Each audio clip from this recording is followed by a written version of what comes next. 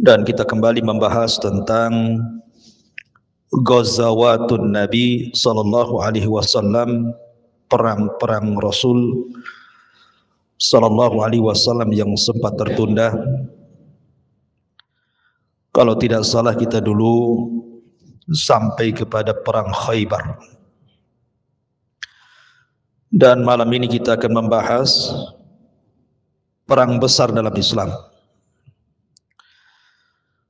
Nabi sallallahu alaihi wasallam tidak pernah menyiapkan pasukan sebesar perang ini.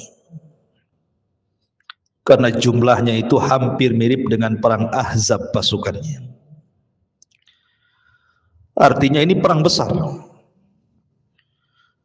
Karena yang dihadapi Nabi juga bukan pasukan biasa, tetapi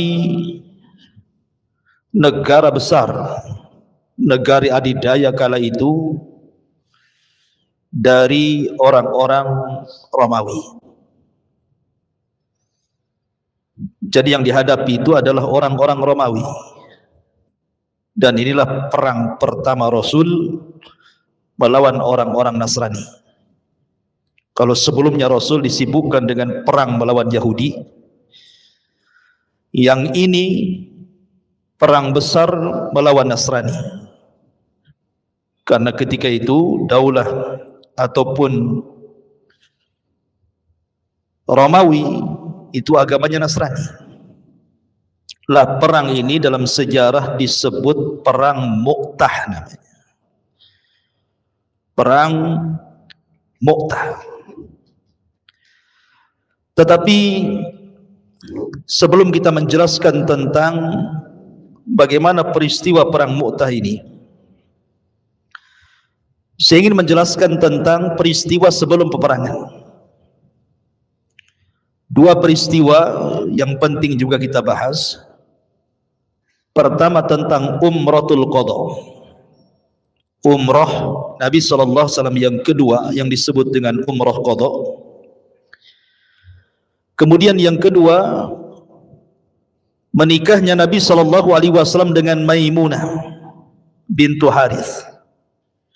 Baru setelah dua peristiwa ini masuk kepada perang Mu'tah. Ma'asyiral muslimin yang dimuliakan Allah Subhanahu wa taala.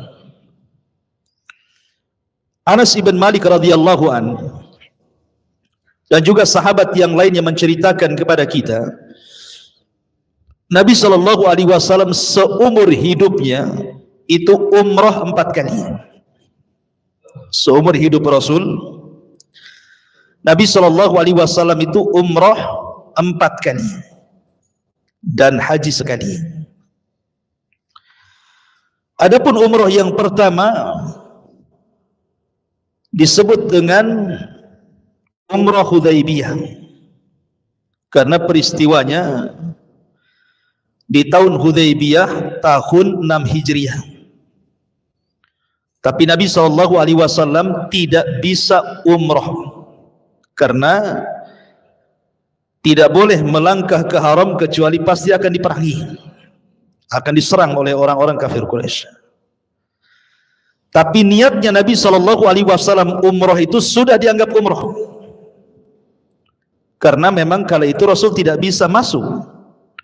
Kemudian akhirnya terjadilah perjanjian Hudaybiyah itu.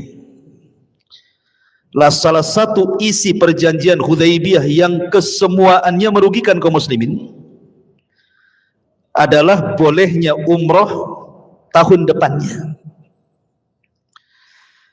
Maka ketika kemudian pada tahun 7 Hijriah, setahun setelah Hudaybiyah, maka Nabi SAW melakukan umrah kedua yang disebut dengan Umratul Qadha. Ada yang mengatakan qadha itu artinya mengqadha umrah yang tidak jadi tahun kemarin. Ada juga yang mengatakan qadha di sini artinya qadiyatu, perkara yang tercatat dalam perjanjian Hudaybiyah dibolehkan umrah tahun depan. Kemudian umrah yang ketiga, sepulangnya Nabi SAW dari Ji'rana, Setelah Nabi SAW perang Hunain, kemudian mendapatkan ghanimah harta rampasan perang, maka di sini kemudian Nabi SAW kemudian umrah yang disebut dengan umrah Al-Ji'ranah. Kemudian yang terakhir, yang keempat, Nabi SAW umrah seiring dengan Hajjatul Wada. Ihramnya di bulan Dzulqa'dah, kemudian umrahnya di bulan Dzulhijjah. Jadi umrah Nabi SAW 4 kali dalam seumur hidup beliau. Tapi kalau haji cuma 1 kali saja, yang disebut dengan Hajjatul Wada. Itu haji pertama dan terakhir bagi Nabi SAW. Baik, yang kita akan ceritakan adalah umrah yang kedua pada tahun ke-7 Hijriah. Jadi Nabi SAW setelah mendapatkan perjanjian Hudaybiyah, dan kalau dia umrah tidak akan diganggu, maka Nabi SAW kemudian berangkat umrah bersama para sahabat, jumlahnya sampai 2000 sahabat, tanpa melibatkan perempuan dan tanpa membawa anak-anak. Jadi murni hanya para sahabat saja, laki-laki, 2000 orang itu berangkat bersama Nabi SAW. Kemudian ketika sampai di Dzulhulaifah, maka Nabi SAW kemudian meniatkan umrah, kemudian mulai bertalbiyah, labbaik Allahumma labbaik, labbaik la syarika laka labbaik, innal hamda wan ni'mata laka wal mulk la syarika lak. Maka bertalbiyahlah Rasul dan para sahabatnya dari Dzulhulaifah menuju Mekah Al-Mukarramah. Dan begitu memang cara umrah. Jadi kalau dari Madinah, maka mikotnya di mana? Aduh, anak-anak ini buyar pikiran sini, tolong ya. Jadi memang begitu, kalau seandainya dari Madinah kemudian Nabi SAW singgah di Dzulhulaifah, itu disebut mikot namanya. Jadi kalau antum nanti umrah, kemudian bertolak dari Madinah, kemudian sekitar 2 jam ke Dzulhulaifah, maka disitulah kita berniat untuk umrah. Disitulah kita memasang kain ihram. Lah mulai dari sinilah kemudian anda bertalbiyah berjam-jam dari Dzulhulaifah itu terus sampai ke Mekah. Anda mengucapkan talbiyah, labbaik Allahumma labbaik, labbaik la syarika laka labbaik, innal hamda wan ni'mata laka wal mulk la syarika lak. Kemudian sampai di Mekah. Lah Nabi SAW ketika sampai di Mekah bersama 2000 para sahabat Nabi SAW, maka langsung tawaf. Tawaf di sekitar Ka'bah 7 kali putaran. Jadi orang-orang musyrik sekitar Ka'bah itu keluar semua, tidak suka melihat para sahabat Nabi yang datang dari Madinah. Mereka hanya melihat dari kejauhan dari bukit-bukit itu. Kemudian mereka mengejek Rasul dan para sahabatnya, dan mereka mengatakan, ungzuru, lihat mereka, katanya. Mereka sudah terkena humma Yathrib. Yathrib itu nama tempo dulu Madinah, sebelum dikatakan Madinah disebut Yathrib. Dan Yathrib itu dulu banyak wabah. Makanya ayahanda Nabi SAW ketika safar berdagang kemudian singgah di Yathrib, terkena wabah Yathrib dan meninggal. Jadi Yathrib itu dikenal dengan wabah sebelum kedatangan Nabi. Tapi setelah kedatangan Nabi sudah tidak ada wabah lagi, makanya disebut diganti dari Yathrib menjadi Madinah At-Thayyibah. Dengan kedatangan Rasul jadi berkah tuh Madinah tuh. Jadi orang-orang musyrik mengejek, bahwa lihat tuh orang-orang yang terkena humma Yathrib itu, terkena wabah Yathrib katanya. Maka Nabi SAW mendengar bahwa orang-orang musyrik mengejek para sahabat. Rasul SAW memerintahkan para sahabat saat tawaf pertama untuk memperlihatkan pundaknya, diselendangkan. Jadi nampak tenaganya gitu ya. Dikiranya para sahabat itu orang yang kurus-kurus, ceking-ceking. Tidak. Justru kehidupan mereka di Madinah membuat para sahabat gagah berani, kuat, nampak ototnya. Maka Rasul menyuruh para sahabat untuk menyelendangkan kain ihramnya biar nampak tenaganya. Tengok, kuat gitu ya. Kemudian oleh Nabi disuruh untuk lari-lari kecil 3 putaran pertama, dan itu sunnahnya tawaf seperti itu. Sunnahnya tawaf itu selendangnya dibuka, bahunya sebelah dibuka, kemudian 3 putaran pertama lari-lari kecil, baru setelah putaran keempat sampai ke-7 bisa dibalikan biasa jalan ya. Karena sebabnya Nabi SAW ingin memperlihatkan bagaimana para sahabat yang tinggal di Madinah itu orangnya berotot gitu, supaya tahu orang-orang itu, untuk membantah bahwa mereka tidak terkena wabah Yathrib. Maka setelah kemudian tawaf 7 putaran, dimulai daripada mencium Hajar Aswad. Bagi yang bisa mencium, bagi yang tidak maka cukup melambaikan tangan dan bertakbir Bismillahi Allahu Akbar. Kemudian tawaf. Kemudian antara 2 rukun membaca Rabbana atina fid dunya hasanah wa fil akhirati hasanah wa qina adzabannar. Kemudian Nabi SAW bertolak antara Safa dan Marwah, mulai sa'i. Maka Nabi SAW kemudian sa'i juga 7 putaran. Tapi putaran sa'i dalam Safa Marwah bukan seperti putaran Ka'bah. Kalau Ka'bah itu kan 1 kali putaran 1, 2 kali putaran 2. Tapi kalau sa'i bukan seperti itu. Kalau sa'i itu hitungannya pertama dari Safa, kemudian ke Marwah 1, dari Marwah ke Safa 2, dari Safa ke Marwah lagi 3. Gitu maksudnya. Ya kalau umpamanya dari Safa kemudian ke Marwah balik lagi ke Safa dianggap 1, capek. Itu kan jauh itu. Bisa pengkor kakinya. Ya. Artinya bahwa cara menghitung sa'i berbeda dengan cara tawaf. Maka selesai sa'i, Nabi SAW langsung menyembelih hewan yang dibawa dari kota Madinah untuk dikurbankan sebagai kurban. Maka dibagikan kepada fuqara Mekah dan mencukur rambutnya. Kalau kurban bukan bagian daripada umrah. Kalau umrah itu cukup 3 saja kalau di Mekah, tawaf, kemudian sa'i, cukur rambut, selesai. Sudah sampai 2 jam selesai umrah itu. Yang lama itu dari mikotnya, dari Madinah ke Mekahnya itu yang lama.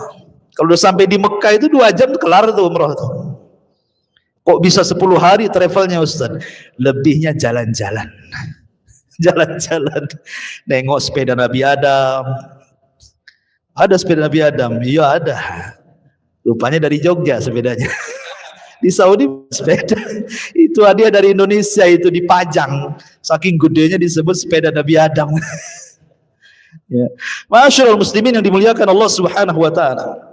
Intinya bahwa setelah Nabi SAW umrah, karena orang-orang musyrik itu cuman ngasih 3 hari saja, tidak boleh lebih dari 3 hari, Rasul harus keluar.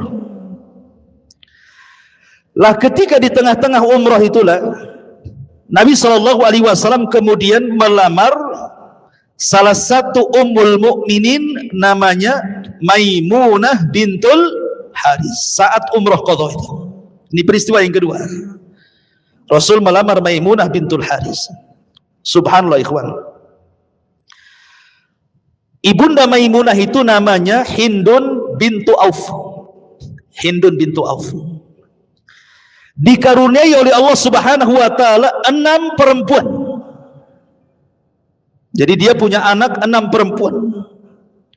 Nabi SAW memuji Hindun bintu Auf ini karena seluruh anak-anak perempuannya disebut oleh Nabi SAW sebagai akhwat al-mu'minat, wanita-wanita yang beriman kepada Allah Subhanahu wa taala. Dan Allah merahmati Hindun bintu Auf, di mana seluruh suami-suami dari anak-anak putrinya atau menantunya itu semua orang-orang hebat. Itulah pentingnya seorang ibu ya. Ibu itu madrasatul banat, di dalam madrasah bagi anak-anak. Yang berperan kepada pendidikan itu bukan sekolah, bukan pesantren, tapi ibu. Makanya saya kadang-kadang baca di status gitu kan, anaknya ditaruh di pesantren, kemudian orang tuanya komen di grup pesantren, tolong anak saya Ustadz perhatikan rambutnya, sudah disampo apa belum? Tolong badannya diperhatikan sudah mandi apa belum? Tolong makannya jangan yang pedas-pedas. Tolong Ustadz anak saya itu diperhatikan tidurnya. Tolong tasnya itu dijaga juga. Jadi ustadz di pesantren itu bukan hanya ngajar, disuruh untuk jadi baby sister. Subhanallah. Gimana? Coba giliran ditagih SPP ngeles pula. Aduh, belum gajian ustadz. Tapi berat kali tugas. La haula wala quwata illa billah. Jadi memang seperti itu. Harusnya itu pendidikan-pendidikan seperti itu tuh sudah dididik di rumah. Jadi gimana anak itu sebelum mondok sudah dewasa. Jadi sudah bisa mandi sendiri, nyisir sendiri, nyabun sendiri, nyampo sendiri, kan begitu ya. Jadi pondok itu tinggal belajar aja. Ini semua dididik di pesantren gitu ya. Sampai-sampai minta dipoto. Ustaz kalau bisa dipoto lah tuh. Sekali dipoto anaknya paling pinggir. Kok anak saya kejepit Ustaz? La haula wala quwata illa billah. Ini gimana ceritanya ini? Banyak komplain wali murid ini. Tapi kembali. Jadi Hindun bintu Auf ini dikaruniai oleh Allah Subhanahu wa taala 6 wanita. Perhatikan jemaah. 1. Zainab bintu Huzaimah. Lah Zainab bintu Huzaimah itu satu ibu dengan Maimunah. Dua-duanya istri Nabi. Dua-duanya istri Nabi.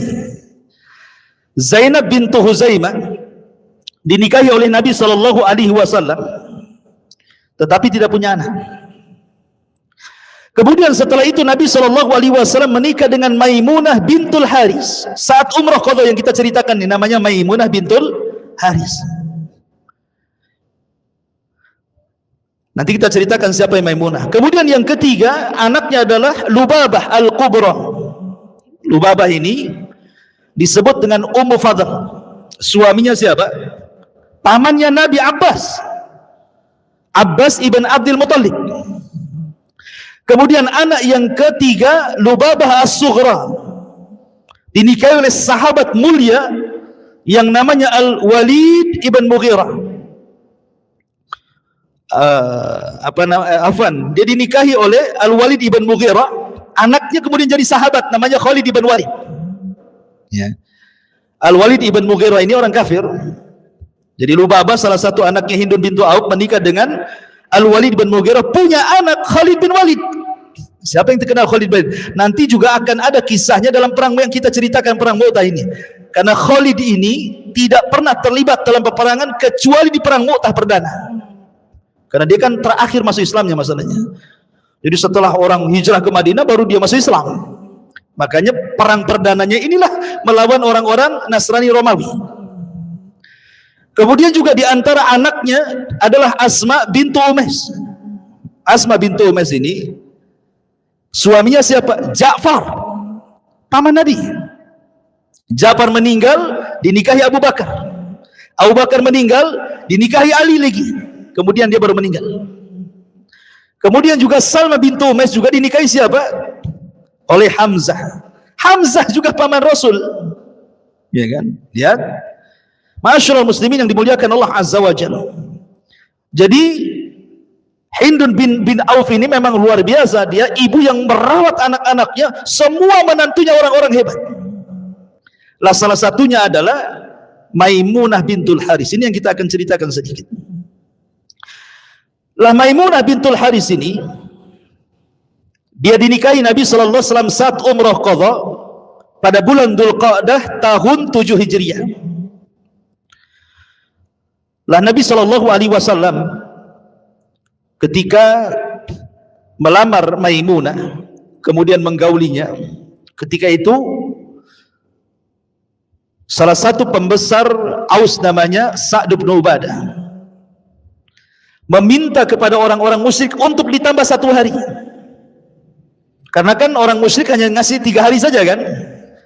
Tolonglah kasih 1 hari lagi, biar 4 hari, biar Nabi SAW bersenang-senang dulu dengan istrinya, gitu maksudnya.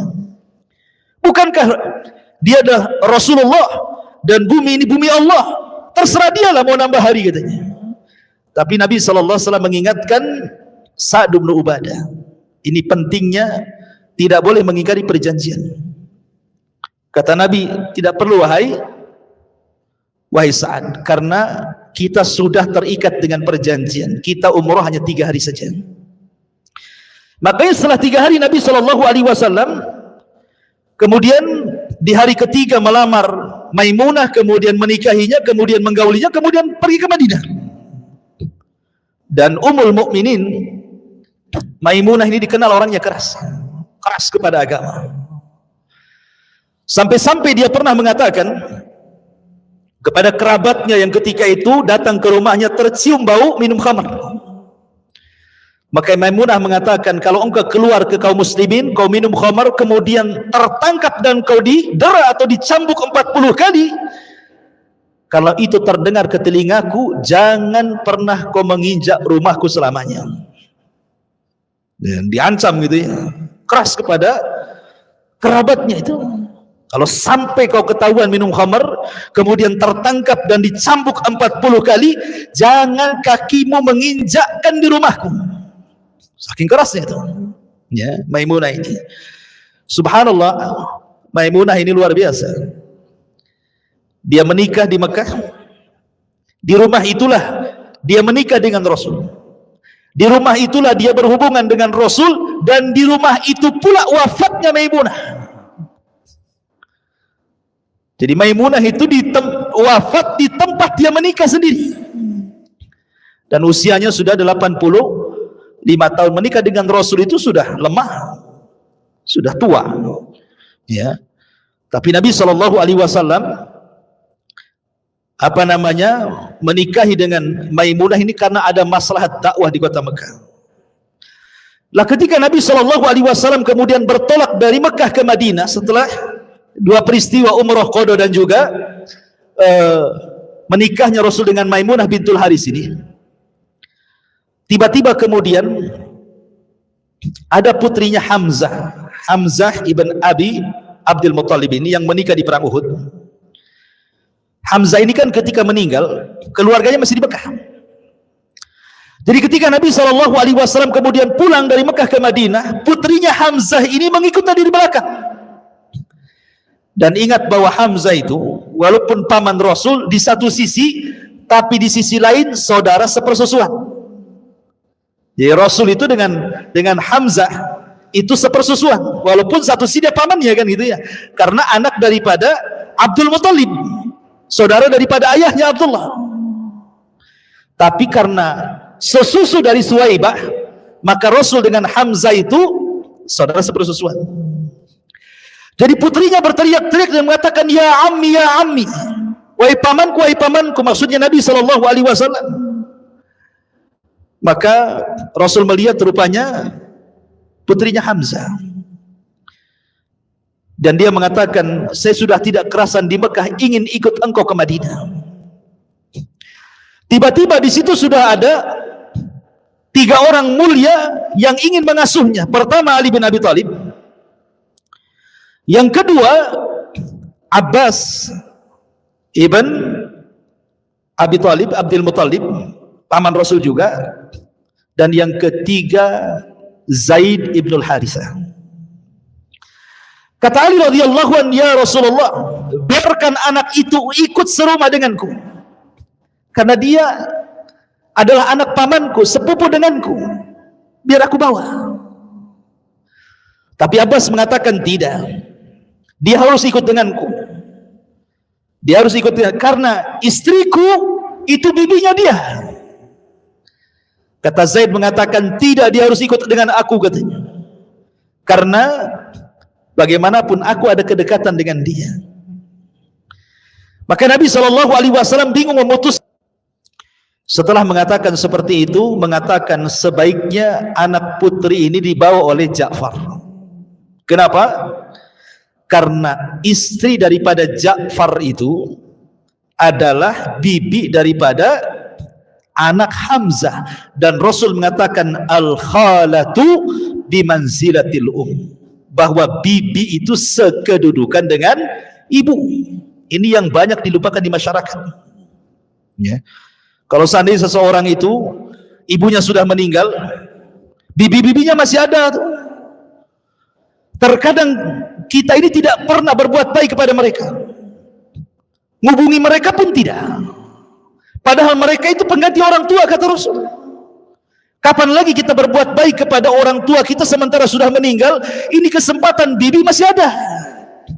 Itulah caranya kita berbuat baik kepada orang tua yang sudah meninggal, berbuat baik kepada bibi-bibinya, karena bibi itu, kata Rasul, sekedudukan dengan ibu. Ini yang kadang dilupakan. Jadi yang masih punya bibi, berbuat baik kepada mereka, samakan mereka dengan ibu kita, gitu maksudnya. Kalau ibu kita sudah meninggal, gitu ya. Sebagaimana Rasul kemudian mengatakan kepada Ja'far, wahai Ja'far, kau yang berhak mengambil putrinya Hamzah, karena istrimu adalah bibinya dia, dan bibi itu sekedudukan dengan ibu. Ya. Ma'asyiral muslimin yang dimuliakan Allah Subhanahu wa taala. Maka bertolaklah Nabi sallallahu alaihi wasallam dari Mekah ke Madinah. Lah setelah itu, ma'asyiral muslimin yang dimuliakan Allah Azza wa Jalla, ada seorang sahabat yang kita kenal, Khalid bin Walid, masuk Islam. Setelah peristiwa ini, Khalid bin Walid bersama satu namanya Amr ibn As, ini dua-duanya pimpinan Quraisy ini. Dalam satu waktu dua-duanya masuk Islam. Kapan itu? Setelah Nabi SAW umrah, dan setelah Nabi SAW menikah dengan Maimunah, kemudian bertolak dari Mekah ke Madinah di tahun 7 Hijriah, Khalid baru masuk Islam. Jadi bayangkan coba, Nabi itu 13 tahun di Mekah, tidak ada hidayah masuk ke hati Khalid, dan Rasul sudah 7 tahun di Madinah baru tergerak ingin masuk Islam. Makanya Khalid itu Islamnya belakangan. Ketika Khalid ini bertengkar, berselisih dengan Abdurrahman ibn Auf. Abdurrahman ibn Auf ini as-sabiqun al-awwalun lah, orang-orang yang masuk Islam di awal-awal di Mekah. Sementara Khalid di tahun 7 Hijriah baru masuk Islam, kan? Bertengkarlah Khalid ibn Walid dengan siapa? Abdurrahman ibn Auf. Rasul marah. Marah kepada siapa? Kepada Khalid. Dan mengatakan, ya Khalid, la tasubbu ashabi. Lau anna ahadakum anfaqa misla Uhudin dhahaba, ma balagha mudda ahadikum wala nasifa. Khalid, jangan kau celah sahabatku, maksudnya Abdurrahman ibn Auf. Sebab kalau seandainya salah seorang di antara kalian berinfak sebesar gunung Uhud, semuanya emas, tidak bisa menjangkau amalan para sahabat satu mud, bahkan separuhnya pun tidak. Nabi SAW membela Abdurrahman bin Auf. Ma'asyiral muslimin yang dimuliakan Allah Azza wa Jalla, baru setelah kemudian Khalid bin Walid radhiyallahu anhu masuk Islam, disinilah kemudian Nabi SAW mulai menyurati ke raja-raja. Rupanya ada satu delegasi yang dibunuh. Sebab pembunuhan delegasi surat inilah memicu perang Mu'tah yang kita akan ceritakan. Karena tidak boleh delegasi itu dibunuh, ikhwan. Sampai sekarang tidak boleh. Yang mengantarkan surat delegasi kerajaan ke kerajaan itu dilarang untuk dibunuh. Kalau dibunuh sama dengan ngajak perang. Ma'asyiral muslimin yang dimuliakan Allah Azza wa Jalla.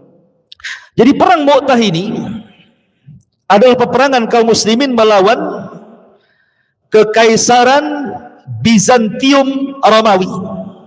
Romawi Timur maksudnya. Jadi perang Mu'tah ini berlangsung pada bulan Jumadil Awal tahun 8 Hijriah atau bertepatan dengan 629 Masehi. Lah posisi Mu'tah sendiri itu sebenarnya dekat dengan Baitul Maqdis. Ya, sekitar 80 km dari Baitul Maqdis. Itulah posisi letaknya Mu'tah itu. Lah perang Mu'tah ini terjadi di sebuah tempat namanya Balqa. Balqa daerah Syam sana. Lah Balqa ini adalah wilayah dari kekuasaan Bizantium Romawi. Jadi kayak kita ini Indonesia ini kan ada beberapa daerah gitu ya, ada Kepri, ada Kalimantan, ada Jawa, macam-macam. Gubernurnya masing-masing. Lah Romawi ini, Bizantium Romawi ini juga punya daerah-daerah. Lah salah satunya adalah daratan Balqa di Syam itu. Daratan Balqa dipimpin oleh Syurahbil ibn Amr al-Ghassani. Lah Nabi SAW berniat untuk menyurati Heraklius, Raja Romawi, untuk masuk Islam. Ketika itu Nabi SAW mengutus Al-Haris ibn Umar Al-Azdi radhiyallahu anhu untuk membawa surat itu ke Romawi, ke Kaisaran Romawi sana. Ketika sampai di daratan Balqa, di provinsi Balqa, yang ketika itu gubernurnya adalah Syurahbil ibn Amr al-Ghassani. Jadi Al-Haris ini menitipkan surat kepada beliau, tolong sampaikan surat ini kepada Kaisar Romawi. Tapi rupanya Al-Haris ibn Umar al-Azdi ini dibunuh oleh Syurahbil ibn Amr al-Ghassani, gubernur Balqa di bawah kekuasaan Bizantium Romawi itu. Dibunuh. Padahal sekali lagi tidak boleh membunuh delegasi. Ini sama dengan ngajak perang. Lah sampailah kemudian pembunuhan delegasi Rasul ini ke telinga Nabi. Marah Nabi. Kok berani-beraninya delegasi dibunuh? Makanya Nabi SAW kemudian mempersiapkan pasukan besar. Tidak pernah Rasul menyiapkan pasukan sebesar ini dari perang-perang sebelumnya. Nabi SAW mempersiapkan pasukan terbaik dari seluruh pasukannya, dan terbanyak 3.000 pasukan disiapkan Nabi SAW. Jumlah 3.000 ini dalam peperangan Rasul ini sudah hebat, karena biasanya Rasul kalau berperang itu di bawah jumlah ini. Ini terbesar yang disiapkan Rasul. Ini hampir mirip dengan pasukan perang Ahzab. Makanya perang ini perang spektakuler gitu ya di zaman Nabi itu. Karena apalagi jarak peperangannya mendekati Baitul Maqdis. Pasukan harus berjalan dari Madinah kemana? Ke Syam. 80 km mendekati Baitul Maqdis. Disitulah letak Mu'tah di situ. Bayangkan ini kan peperangan yang melelahkan, ikhwan. Rupanya ketika Kaisar Romawi mendengar ada pergerakan dari Nabi SAW, tidak tanggung-tanggung juga Romawi mempersiapkan pasukan berapa? 200.000, 3.000, ya. Ma'asyiral muslimin yang dimuliakan Allah Subhanahu wa taala, kan nggak masuk di akal ikhwannya, jumlah yang besar sekali kan, macam mana ngelawannya itu sebesar itu.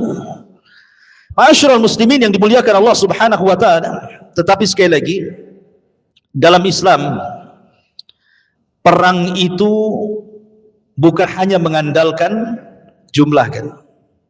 Dan itu disebutkan di dalam Al-Qur'an. Kam min fi'atin qalilatin ghalabat fi'atan katsiratan biiznillah. Berapa banyak kelompok yang kecil mengalahkan kelompok besar karena izin Allah Subhanahu wa taala. Jadi perang Mu'tah ini sebenarnya gabungan antara tentara Romawi itu cuma 10.000 saja, 100.000 pasukan saja. Yang 100.000 pasukan itu gabungan dengan orang-orang musyrik Arab yang mereka tidak suka dengan Nabi. Mereka tidak suka dengan Nabi SAW. Makanya kemudian bergabung bersama orang-orang Romawi sehingga jumlahnya menjadi 200.000 orang. Tentara kaum muslimin sekali lagi hanya 3.000. 3.000 melawan 200.000. Itu 1 banding berapa? Enggak ada bandingannya. Ma'asyiral muslimin yang dimuliakan Allah Subhanahu wa taala. Tapi sekali lagi kemenangan itu bukan dari pasukan, tapi kemenangan itu datang dari Allah Subhanahu wa taala. Ma'asyiral muslimin yang dimuliakan Allah Azza wa Jalla. Maka Nabi SAW mulai mempersiapkan pasukan 3.000 orang. Dan Nabi SAW memilih pemimpin-pemimpin yang luar biasa. Pemimpin pertama Nabi SAW memilihkan Zaid ibn Harithah. Langsung anak angkatnya Nabi, Zaid ibn Harithah ini. Kemudian Nabi SAW memerintahkan yang kedua, Ja'far ibn Abi Talib.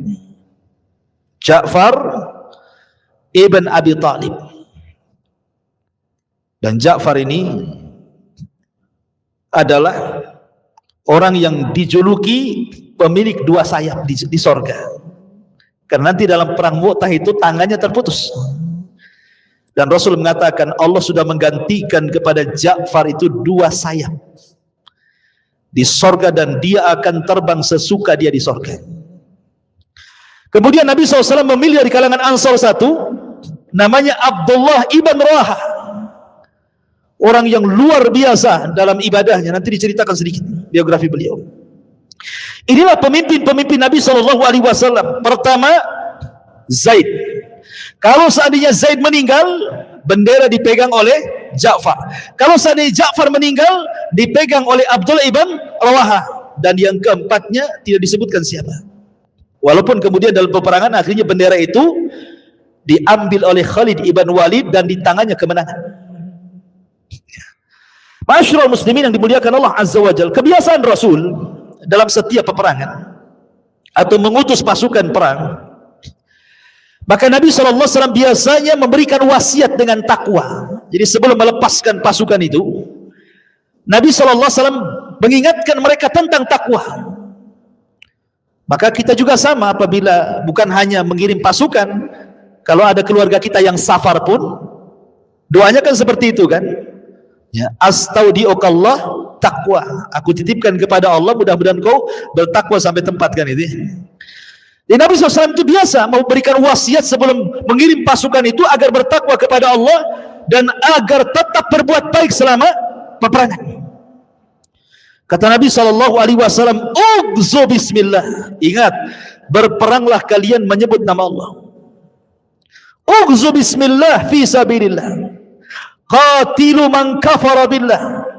Ughzu wala taghullu wala taghdiru wala tumassilu wala taqtulu walida. Kata Nabi SAW, peranglah dengan menyebut nama Allah di jalan Allah. Perangi orang-orang yang kufur kepada Allah. Perangi kalian. Ingat, jangan kalian mencuri harta rampasan perang. Jangan kalian berkhianat.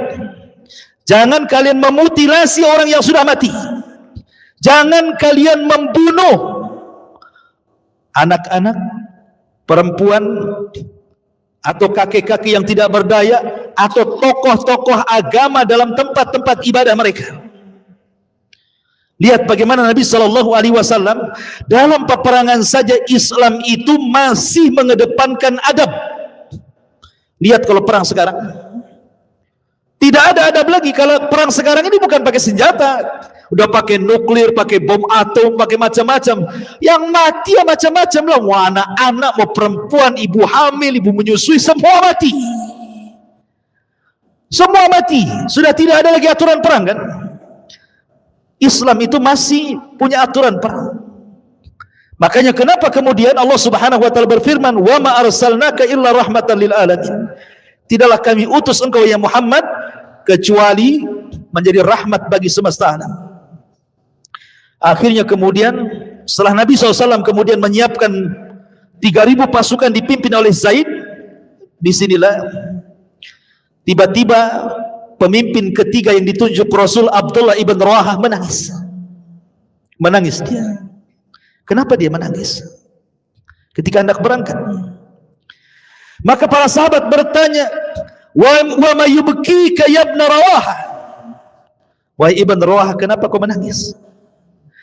Faqala, maka Abdullah ibn Rawaha mengatakan, "Ama wallah ma bihubbud dunya wala sababatun bikum, walakinni sami'tu Rasulullah sallallahu alaihi wasallam yaqra'u ayatan min kitabillahi azza wa jal yadhkuru fiha an-nar wa in minkum illa wariduha kana ala rabbika hatman maqdiya falastu adri kaifa li bisadri ba'dal wurud. Katanya Abdullah ibn Rawaha radhiyallahu anhu mengatakan, demi Allah aku menangis bukan karena cinta dunia, bukan karena aku meninggalkan rumahku, meninggalkan bisnisku, meninggalkan gemerlap keduniaanku dan aku harus mengarah kepada kematian dalam jihad, bukan itu. Atau bukan karena aku menangis karena boleh jadi mungkin kita tidak akan bersama lagi bersama kalian wahai sahabat-sahabatku, tetapi aku teringat dengan sabda Nabi SAW, kata Abdullah ibn Rawaha ketika beliau menyebut tentang neraka. Kemudian Abdullah ibn Rawaha membacakan ayat wa in minkum illa wariduha kana ala rabbika hatman maqdiya, dan tiada seorang pun dari kalian melainkan pasti akan mendatangi neraka. Maksudnya akan meniti di titian siratal mustaqim. Semua kalian akan melewati itu, dan titian itu kan bawahnya jahanam, artinya kita akan melintasi neraka, semua pasti. Kemudian beliau mengatakan, hal itu bagi Rabbmu adalah sebuah kepastian yang sudah ditetapkan, dan aku tidak tahu posisiku setelah penyeberangan titian itu. Apakah aku berhasil menyeberang, ataukah justru aku jatuh dari titian dan masuk ke jahanam? Karena Abdullah ibn Rawaha sudah merasakan bahwa tidak akan selamat dalam peperangan ini. Dia khawatir kematiannya suul khotimah. Makanya dia ingatkan kepada para sahabat Nabi SAW tentang ayat ini, agar diperbaiki niat kalian dalam berjihad, itu maksudnya agar ikhlas lillah, karena Allah Subhanahu wa taala, li'ala'i kalimatillah, untuk meninggikan kalimat Allah Subhanahu wa taala.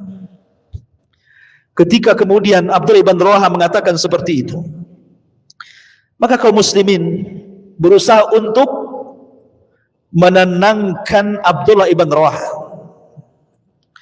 Kemudian mengatakan, sahibakumullah wa dafa'ankum. Semoga Allah Subhanahu wa taala menyertai engkau wahai Abdullah ibn Rawaha dan melindungi dirimu, dan kau bisa kembali dengan selamat. Apa kata Abdullah ibn Rawaha? Lakinni as'alur rahman maghfiratan wa dharbatan dhata far'in taqdhifu zabada aw ta'natan biyadai harrana mujhizatan biharbatin tunkidul akhsha'a wal kabida hatta yaqulu idza marru ala jadathi arsyadakallahu min ghazin wa qad rasyada. Kemudian Abdullah ibn Rawaha ini seorang pelantun syair. Dia mengatakan, kata Abdullah ibn Rawaha, tetapi aku memohon ampunan pada Sang Maha Penyayang, dan pukulan dahsyat yang memancarkan darahku atau tikaman dari orang-orang yang haus darah dengan tombak yang menebus usus dan hatiku, hingga orang-orang berkata tatkala melewati kuburanku, semoga Allah memberi petunjuk kepada tentara dan ia telah mendapatkannya. Artinya Abdullah ibn Rawaha mengatakan, tidak, kalian tidak perlu mendoakan keselamatan karena aku ingin mati di situ. Begitulah para sahabat. Tujuan mereka jihad, memang ingin mati syahid. Karena ada kisah-kisah yang lucu-lucu gitu ya. Ada orang yang ingin perang, tiba-tiba datang ke dukun biar kebal bacok, biar kebal peluru. Datang ke dukun, musyrik dulu baru jihad. Coba, ada orang itu datang ke dukun, tolong dikasih jimat supaya kebal. Lah tujuannya perang itu apa? Kan mati syahid. Kalau sahabat tuh kan hidup mulia atau mati syahid, kan begitu sahabat tuh ya. Ini coba seandainya dia datang ke dukun, betul-betul dia dapat jimat, tiba-tiba di tengah-tengah peperangan jimatnya jatuh, ketembak mati. Itu apa hukumannya itu? Itu musyrik namanya, mati di atas kesyirikan. Coba, mati konyol. Masyarul muslimin yang dimuliakan Allah Azza wa Jalla. Maka Nabi SAW akhirnya kemudian mengantar mereka sampai ke benteng kota Madinah. Kemudian Abdullah ibn Rawaha ketika mendengar bahwa tentara orang-orang Romawi itu jumlahnya sampai 200.000, sementara tentara yang dibawanya hanya 3.000. Sahabat ini ya manusiawi, ada sedikit gentar-gentar, itu ada. Sehingga kemudian sebagian sahabat mengatakan kepada Abdullah ibn Rawaha, naktubu li Rasulillah sallallahu alaihi wasallam fanukhbiruhu bi'adadin aduwina. Bagaimana kalau seandainya kita kirim surat saja kepada Nabi, kita jelaskan jumlah musuh tidak seimbang nih. Kalau bisa Rasul kirim lagi lah pasukan begitu. Tapi lihat Abdullah ibn Rawaha memberikan semangat kepada para sahabat. Apa kata Abdullah bin Rawaha?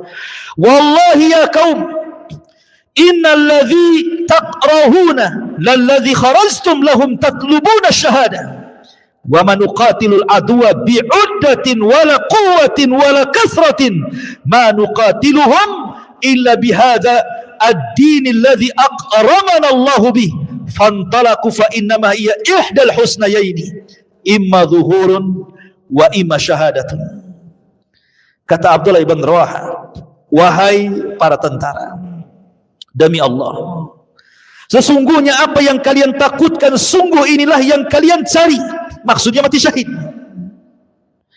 Kita tidak memerangi manusia karena banyaknya bilangan, kita tidak memerangi manusia karena kekuatan persenjataan, kita memerangi manusia bukan karena kehebatan, tapi kita memerangi mereka karena agama Islam yang telah memuliakan kita semuanya. Bangkitlah kalian, perangi musuh kalian. Sesungguhnya di hadapan kita hanya ada dua pilihan, kalian hidup mulia atau pulang mati syahid. Bangkit semangat sahabat.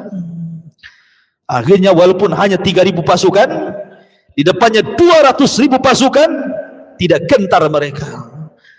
Ketika sudah sampai di Balqa, di Mu'tah, 80 meter dari Baitul Maqdis, Masjidil Aqsa itu, Nabi SAW mengajarkan kepada para sahabat, ingat, Nabi SAW kalau melakukan penyerangan, maka Rasul menentukan waktunya.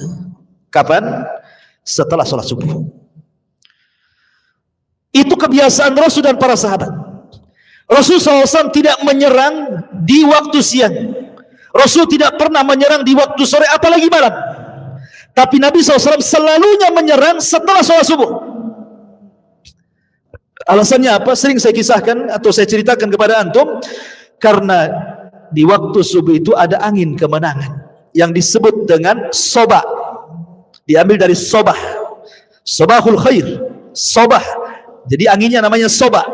Kata Nabi SAW, nusirtu bis sobah wa uhlikatil adu biddabur. Aku ditolong dengan angin pagi sebagaimana kaum Ad dihancurkan dengan angin sore.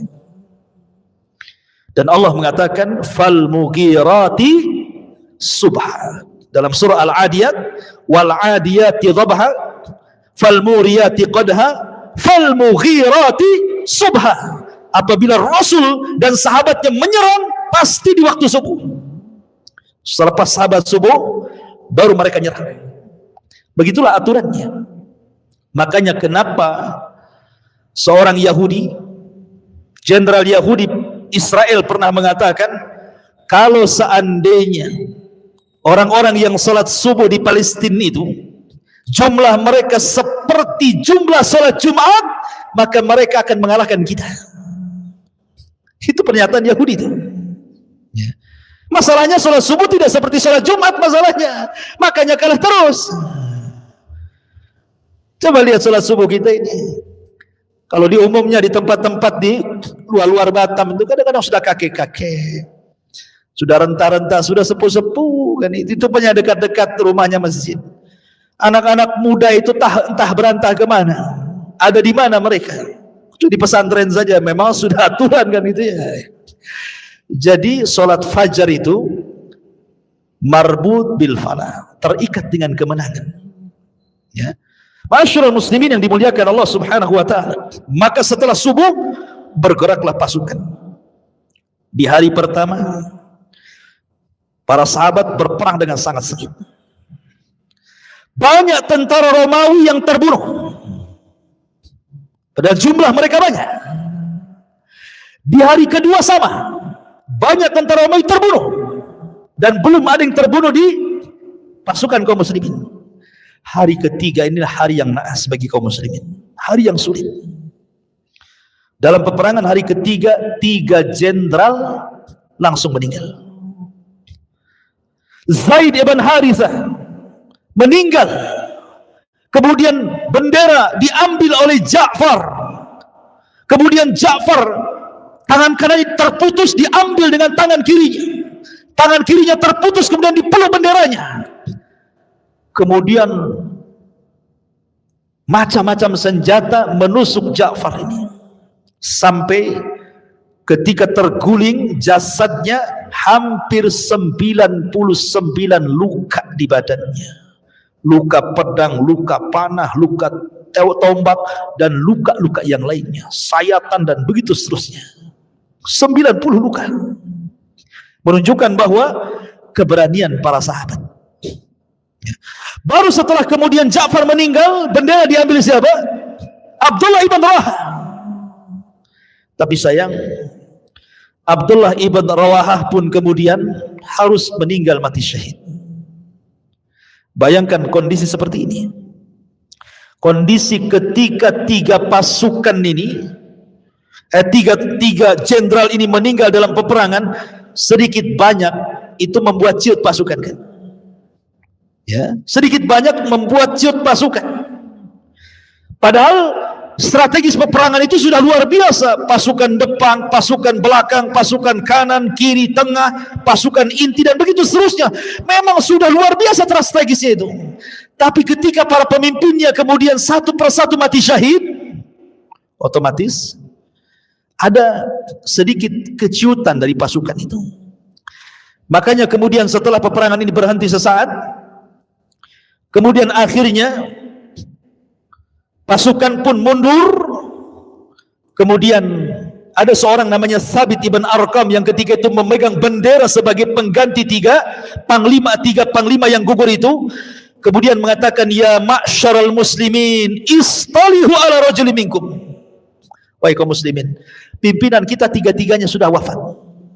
Sebaiknya kan harus segera memilih pemimpin untuk melanjutkan perang ini. Akhirnya semua tertuju kepada siapa? Khalid ibn Walid. Padahal Khalid ibn Walid tidak ditunjuk menjadi pemimpin perang, karena itu juga perang perdana masalahnya. Tetapi para sahabat paham siapa Khalid. Di perang Uhud, kenapa kaum muslimin meninggal? Kalah gitu ya. Itu karena jasanya Khalid di tengah-tengah orang-orang musyrik. Dia yang menghabisi para pemanah dari atas dan berhasil memukul mundur kaum muslimin sehingga terjadi kekalahan di Uhud. Siapa penyebabnya? Khalid ketika itu yang memukul mundur kaum muslimin ketika masih musyrik. Dia bisa memutar bagaimana caranya. Makanya Khalid itu luar biasa. Ketika dipilih oleh Khalid, maka disitulah kemudian Khalid membuat strategis luar biasa. Apa yang dilakukan oleh Khalid? Yang pertama, dia melakukan penyusunan dan menyatukan kembali barisan pasukan kaum muslimin setelah terjadi porak-poranda. Wajar karena gugurnya 3 panglima yang memimpin sebelumnya. Berusaha untuk menyatukan kembali, memberikan semangat kepada pasukan. Kemudian yang kedua, Khalid melakukan kamuflase. Dia hendak membuat pasukan itu jangan disangka pasukan yang menyerang hari berikutnya itu bukan pasukan yang kemarin, seolah-olah ada pasukan baru. Maka oleh Khalid didandani lagi, seolah-olah bukan pasukan kemarin, ini pasukan baru, padahal itu juga tuh pasukannya. Ya. Dandanannya dibuat baru, benderanya dibuat baru, strategisnya dibuat baru, membuat apa strategi kamuflase bahasa kitanya, supaya jangan disangka ini pasukan kemarin, ini pasukan lain ini, dan itu bisa menggentarkan musuh dengan kepiawaian Khalid ini. Kemudian yang ketiga, maka Khalid pun menarik mundur pasukan kaum muslimin secara teratur dan terencana tentunya, dengan tujuan supaya mengurangi korban jiwa dari kaum muslimin.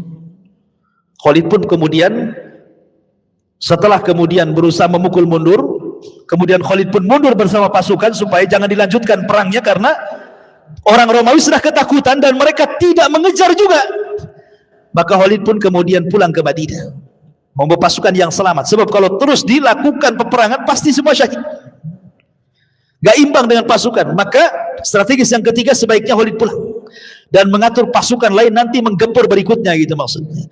Tapi sayang kemudian ijtihad Khalid ini akhirnya mendapatkan cemoohan penduduk Madinah, karena ketika pulang warga Madinah itu melempari dengan debu-debu pasukan itu, subhanallah. Dan mereka mengatakan kepada pasukan itu, ya firar, farartum fi sabilillah. Orang-orang yang lari dari peperangan, kenapa kau lari di jalan Allah, katanya. Tapi Nabi SAW kemudian membela pasukan dan Khalid dan mengatakan, laisu bil firar walakinnahum qurrar insyaallah. Mereka bukan pasukan yang lari dari peperangan, tapi mereka pasukan yang hendak mempersiapkan pasukan yang akan kembali menyerang, kata Rasulullah. Ya, dan itu strategi solid seperti itu. Ma'asyiral muslimin yang dimuliakan Allah Subhanahu wa taala, lah saat peperangan itu ikhwan, Nabi sallallahu alaihi wasallam, terutama ketika meninggalnya pemimpin-pemimpin perang, tentu Jibril memberitahu Rasul berada di Madinah kan, sehingga kemudian Nabi SAW berkhutbah di hadapan manusia itu.